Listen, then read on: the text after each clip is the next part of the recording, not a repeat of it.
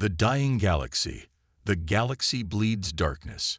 Ancient stars flicker and die, their light consumed by something that should not exist. The void plague spreads from system to system, turning vibrant worlds into empty husks. What once was a thriving galactic community of thousands of species now counts only hundreds of survivors. Commander Alex Kane stands on the bridge of the exploration ship Pioneer, watching distant suns wink out one by one. 3,000 years ago, humanity left this galaxy behind. They had been young then, weak, dismissed by the great civilizations as nothing more than primitive upstarts. The Council of Stars had made it clear, humans were not welcome among the advanced races, so humanity had gone. They took their ships, their dreams, and their stubborn refusal to give up, and they sailed beyond the galactic rim into the endless dark between galaxies. For 3 millennia, they built, they learned, they grew strong in the cold spaces where no other species dared venture. Now they return to find their old home dying. The ship's communications officer, Lieutenant Nova Reed, turns from her station with grim news. "Sir, we're receiving distress signals from the Altair system. The blue giants are. They're going dark. Something is eating the light itself." Kane nods grimly. They had detected the plague weeks ago, but seeing it consume entire solar systems still chills him. The reports from their long-range scouts paint a horrifying picture. The void plague doesn't just destroy worlds or kill populations. It erases them entirely, leaving behind regions of space where even light cannot exist. Dr. Morgan Wells, the expedition's chief scientist, approaches with data tablets clutched in weathered hands. "Commander, I've analyzed the plague's expansion pattern. At this rate, the entire galaxy will be consumed within 50 years. Every world, every species, every trace of civilization will be gone." "What about the council races, the ones who thought they were so much better than us?" Kane asks. Wells shakes his head sadly. "The proud stellar empire fell 6 months ago. Their 1,000-year dynasty ended when the plague reached their core worlds. The silicon mines of Vega went silent 3 weeks past. Even the energy beings of the Constellation Network have been snuffed out like candles in a storm." Kane processes this information. The species that had once looked down on humanity as barbaric and primitive are now extinct or dying. The irony is not lost on him, but he takes no pleasure in it. Death is death, regardless of who it claims. "Sir," calls out Navigator Tom Nash from his station, "we're approaching the rendezvous point. The rest of the fleet should be here soon." Through the viewports, other ships begin to materialize from hyperspace. Not the crude vessels humanity had built 3,000 years ago, but sleek, powerful craft that could travel between galaxies as easily as ancient humans once sailed Earth's oceans. The fleet that emerges from the void numbers in the thousands, each ship carrying the accumulated knowledge and strength of humanity's long exile. Admiral Lisa Park's face appears on the main screen, transmitted from the flagship Homecoming. Her silver hair and lined face speak of the years spent preparing for this moment. All ships report status. One by one, the fleet commanders check in. The Vanguard with its experimental weapons, the Sanctuary loaded with refugee supplies, the Genesis carrying terraforming equipment. Dozens of others, each with a specific role in what might be humanity's greatest mission. "Commander Kane," Admiral Park addresses him directly. "Your ship will take point. We need to understand exactly what we're facing before we can hope to stop it." Kane straightens. "Understood, Admiral. The Pioneer is ready." As the fleet moves deeper into the galaxy, they pass the remnants of once great civilizations. Floating cities that housed billions now drift as silent tombs. Trade routes that connected hundreds of worlds lie empty, their markers the only sign that life once flourished here. But humanity has not come home to mourn. They have returned with purpose, with technology born from 3,000 years of growth in the harshest environment imaginable. They have weapons that bend reality, shields that turn darkness into light. And most importantly, they have something the galaxy has forgotten in its hour of despair. They have hope. The Void Plague may have consumed countless worlds, but it has not faced humanity at its full strength. The species that was once dismissed as primitive and worthless has spent millennia becoming something far greater. Now, as their ancient home faces extinction, they bring gifts of war and salvation in equal measure. The real question is not whether humanity can stop the plague. The question is whether the galaxy will survive being saved by the children it once rejected. First contact with the survivors. The Pioneer drops out of hyperspace near the Kepler station, humanity's first target for contact. What they find breaks even the hardened hearts of veteran space explorers. The massive trading hub that once serviced 100 worlds now drifts like a broken toy, its lights flickering weakly against the growing darkness. Commander Kane studies the readings on his screen. Life signs. Minimal, reports Dr. Wells. Maybe a few thousand survivors out of what used to be 50 million inhabitants. The station had been a marvel of engineering, built by the combined efforts of 12 different species. Now its outer rings are dark, consumed by the Void Plague's hungry advance. Only the central core maintains life support, and even that seems fragile. Open a channel, Kane orders. The response comes immediately, desperate, and filled with static. A voice speaks in the old Galactic common tongue, words tumbling over each other in panic. Unknown vessel, please respond. We are dying here. The darkness comes closer every day. Lieutenant Reed works to clean up the signal. On screen appears an alien face that Kane recognizes from old records. A Centauri, one of the elder races that had helped form the original Council of Stars. But this one looks nothing like the proud beings from humanity's memory. His skin is pale and sickly, his eyes hollow with despair. This is Station Master Vale, the alien continues. We have medical supplies for maybe 2 more weeks. Food for less. Please, if you have any mercy, help us evacuate before the plague reaches the core. Kane exchanges glances with his senior staff. They all see it. This is one of the species that voted to exile humanity 3,000 years ago. Vale's people have been among the loudest voices calling humans a dangerous infection that needed to be removed from civilized space. Station Master Vale. Kane responds calmly. This is Commander Kane of the human vessel Pioneer. We're here to help. The silence that follows stretches for long seconds. When Vale speaks again, his voice cracks with disbelief. Humans? But you left. The Council. We thought you were gone forever. We were. Now we're back. Dr. Wells leans close to Kane's ear. Commander, our scans show the plague will reach that station's core in 72 hours. After that, nothing we can do will matter. Kane nods and turns back to the screen. Station Master, we're going to get your people out. Prepare for evacuation. How many survivors total? 8,412. Vale responds immediately, representing 17 different species. But Commander, our ships are dead. The plague doesn't just consume matter. It breaks down the quantum fields our engines need to function. That won't be a problem for us, Kane assures him.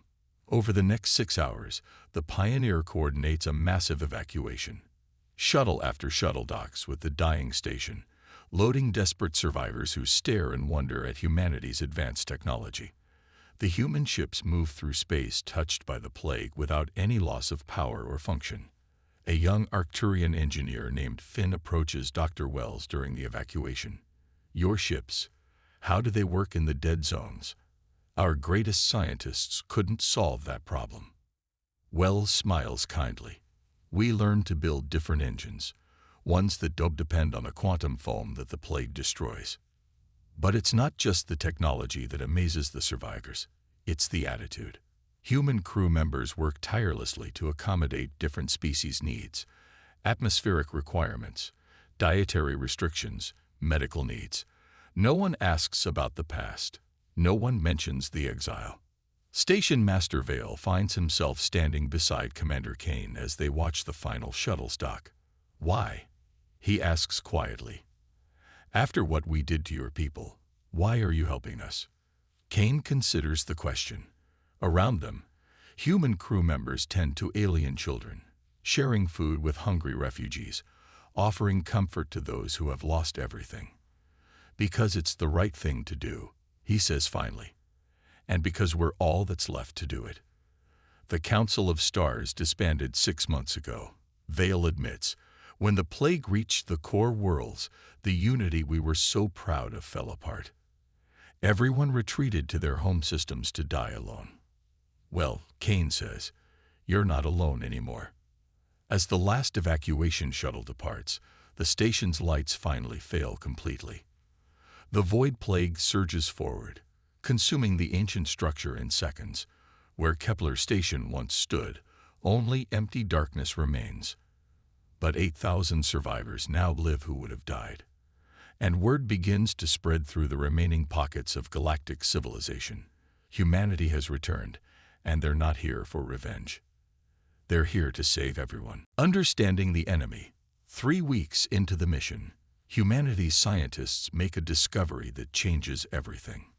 Dr. Wells stands before a holographic display showing the galaxy's spiral arms, each one marked with the plague's advance. Red zones indicate total consumption, yellow shows active infection, and the tiny patches of green represent the last surviving worlds. It's not random, Wells explains to the gathered fleet commanders. The void plague isn't some natural disaster or cosmic accident. It's intelligent. It's hunting. Admiral Park leans forward in her chair. Explain. Look at the pattern. Wells highlights sections of the display. It always strikes communication hubs first, isolating populations before consuming them. It targets military bases and research stations with precision. And here, he points to a cluster of systems. It deliberately left these worlds untouched until after it had surrounded them completely. Commander Kane studies the data. It's farming them, keeping them alive until the very end. But why? Asks Captain Ross from the heavy cruiser Thunder. What does it gain by prolonging their suffering? Wells brings up another display, this one showing energy readings from consumed systems. Fear, terror, despair. The plague feeds on negative emotions before it feeds on matter and energy. The longer a civilization suffers, the stronger it becomes. The room falls silent as the implications sink in. Station Master Vale, now serving as civilian liaison, speaks up from the corner. That explains why it moved so slowly at first. We thought we had time to prepare defenses, to evacuate. But it was just seasoning us. Dr. Wells nods grimly. Every desperate transmission, every last stand, every world that watched its neighbors die, it all made the plague stronger. Admiral Park stands, her expression hardening. Can we fight it? Traditional weapons are useless, Wells admits. The plague exists partially outside normal space-time. Energy weapons pass right through it. Kinetic projectiles dissolve before impact. Even nuclear weapons only slow it down briefly. What about our new technology? Kane asks. Wells activates another display showing human weapon designs. Our quantum disruptors might work. They attack the fundamental forces that hold matter together. But we've only tested them on small scales. There's something else, adds Dr. Sarah Kim from the research vessel Discovery. I've been analyzing the survivors we've rescued. Their fear levels are off the charts, even after we save them. The plague may be gone from their vicinity, but its psychological effects linger. Vale nods sadly. We call it the hollow sickness. Survivors lose hope, even when they're safe. Many just give up living. However, Dr. Kim continues, I've noticed something interesting about our human crew members who work closely with the refugees. They don't show the same susceptibility to despair. Our psychological profiles remain stable even in plague-affected areas. Kane raises an eyebrow. Are you saying we're immune? Not immune, Kim clarifies, but resistant. 3,000 years of survival in the void between galaxies, facing the absolute isolation and darkness of intergalactic space, it seems to have given us a natural resistance to despair-based attacks. Admiral Park begins pacing.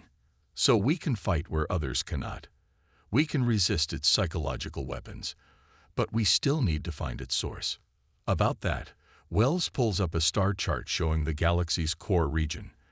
I believe the plague originates from here, the galactic center, specifically from the area around the ancient black hole called the Heart of Darkness. Captain Ross frowns. That region was declared off-limits by the Council of Stars over 5,000 years ago. Something about dangerous artifacts. Vale shifts uncomfortably. The predecessor ruins. We found technology there that we couldn't understand, couldn't control.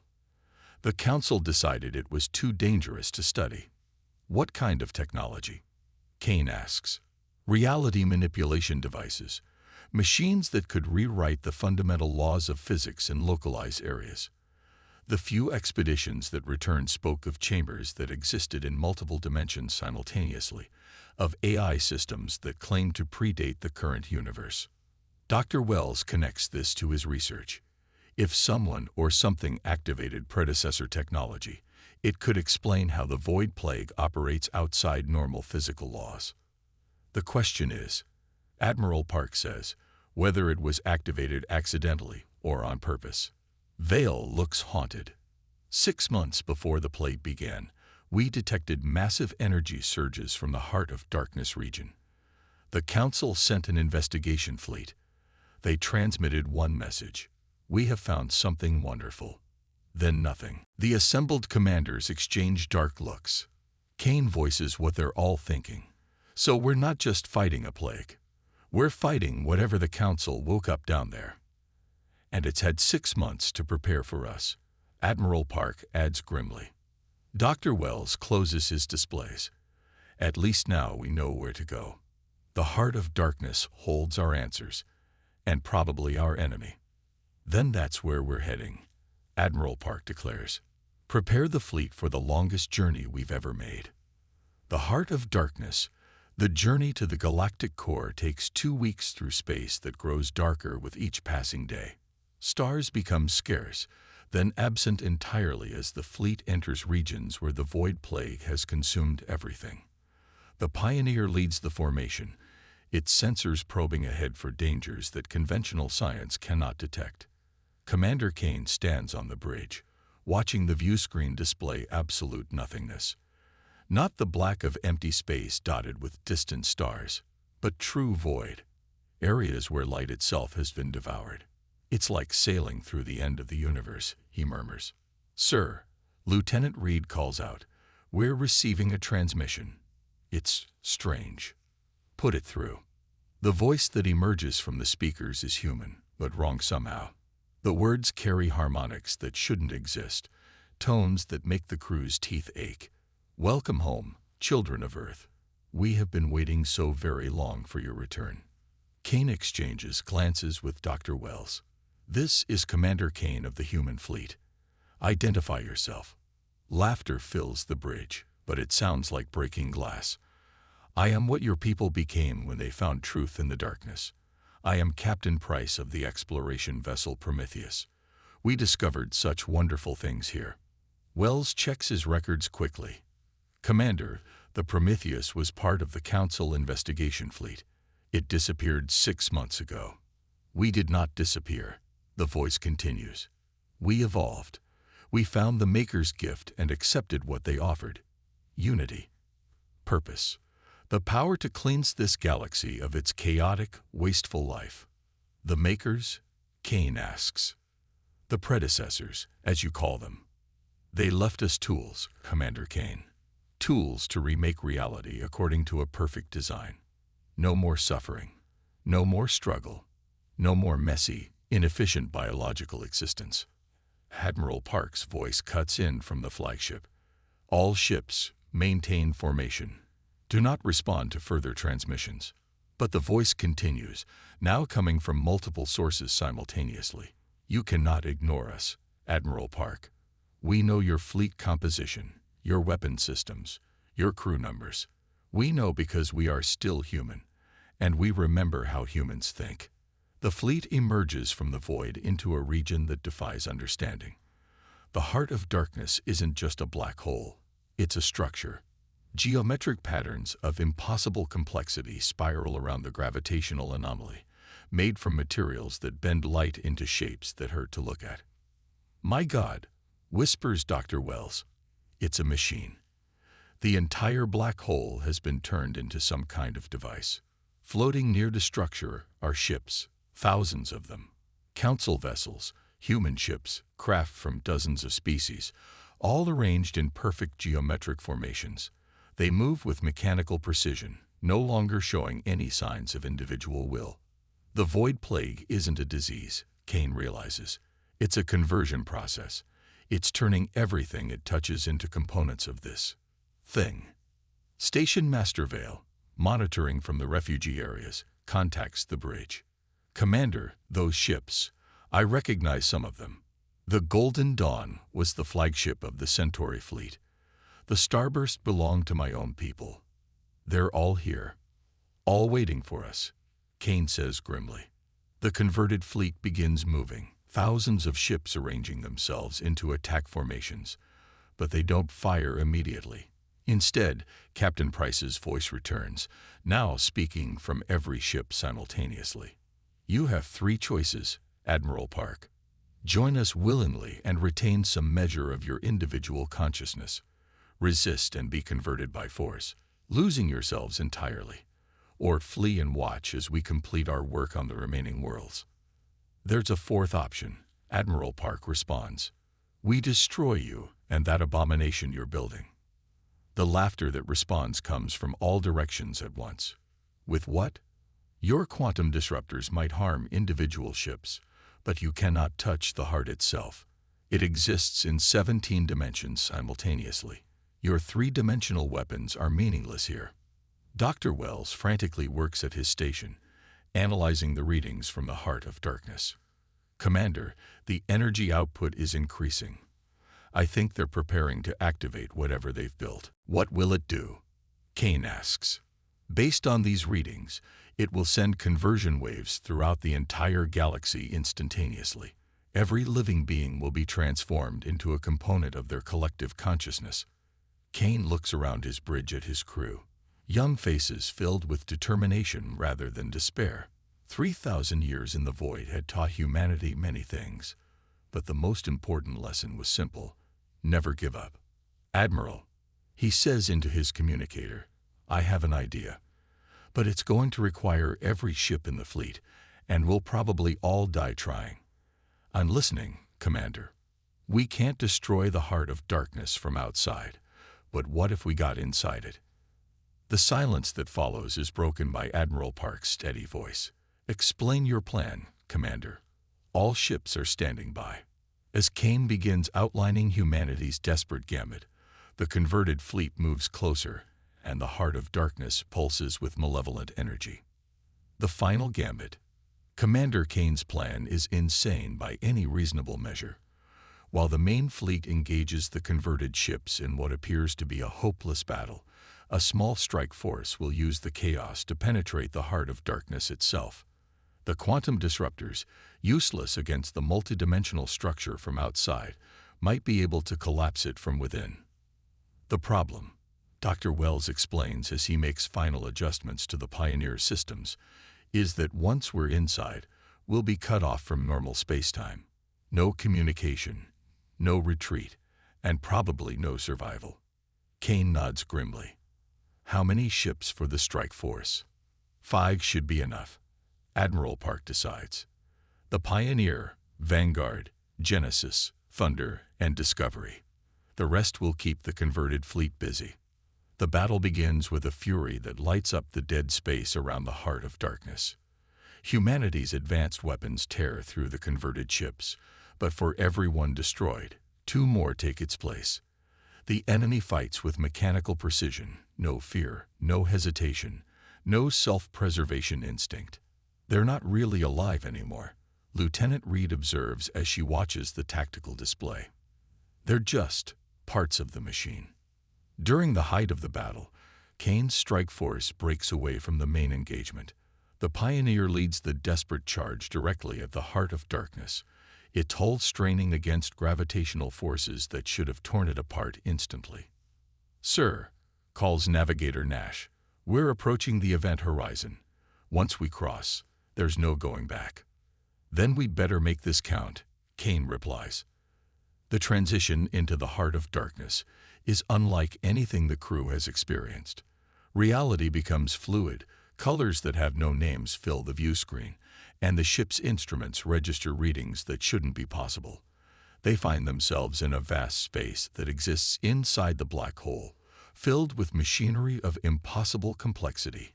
"It's beautiful," Dr. Wells whispers, staring at structures that seem to be built from crystallized time itself. "And horrible." The voice of Captain Price echoes through the strange space, but now it sounds different, less human, more like a chorus of voices speaking in perfect unison. "You cannot stop what has already begun. The conversion waves are charging. In 30 minutes, every living being in the galaxy will join us in perfect unity." But Kane's team doesn't waste time listening. They spread out through the interior of the heart, placing quantum disruptors at key structural points. The converted defenders that attack them move like extensions of the machine itself, but humanity's resistance to despair-based attacks gives them a crucial advantage. Dr. Kim from the Discovery makes a critical discovery. "Commander, the control center isn't just running the conversion process. It's maintaining the structural integrity of this entire space. If we can overload it, the whole thing collapses," Kane finishes, "including us." Station Master Vale, who insisted on joining the mission despite his age, works frantically at an alien control panel. "I can read some of these symbols. The predecessors, they didn't create this technology to destroy. They built it to preserve life by converting it into energy patterns that could survive the heat death of the universe." "Noble intentions," Kane says, firing at approaching converted defenders, "but the execution is monstrous." "The conversion waves are at 90% charge," Dr. Wells reports. "We have maybe 5 minutes." Kane makes the hardest decision of his life. All teams fall back to the ships. "We're setting all disruptors to overload simultaneously." But as they retreat, Captain Price's voice follows them, now tinged with something that might be desperation. "You don't understand. We're trying to save everyone. This galaxy is dying anyway. At least this way, consciousness survives. Some things," Kane responds, "are worth dying for. Freedom is one of them." The quantum disruptors detonate in sequence, each explosion tearing holes in the fabric of the multidimensional space. The heart of darkness, no longer able to maintain its impossible structure, begins to collapse in on itself. The strike force ships race toward the exit as reality unravels around them. The thunder doesn't make it, consumed by a cascade of dimensional instabilities. The Discovery loses power and drifts into a region where time moves backward. But the Pioneer, Vanguard, and Genesis break free just as the heart of darkness implodes. The explosion is visible across half the galaxy, not as light, but as the sudden return of hope to places where despair had reigned. One by one, systems consumed by the void plague begin to return to normal space.